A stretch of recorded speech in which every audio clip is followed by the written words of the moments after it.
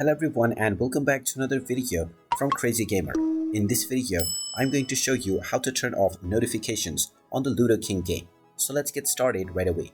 Now, when you open up the Ludo King game for the first time, you will be asked to go through some basic tutorial levels. After you complete these levels, you will gain access to the main menu, from which if you tap on the gear icon at the top left corner, you will not see any options to turn off notifications. But you will need to scroll down, as the slider is not very easy to see. Once you scroll down, you will see the notifications option. Go ahead and tap on the edit button at the right side, and now you will see the various categories for which you can enable notification. Simply tap on the checkbox and remove the checks in order to turn off notifications for each of your desired category.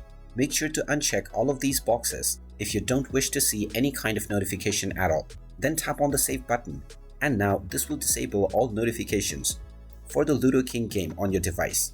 You can go back to the settings menu and turn these settings back on at any point of time that you wish. And there you have it.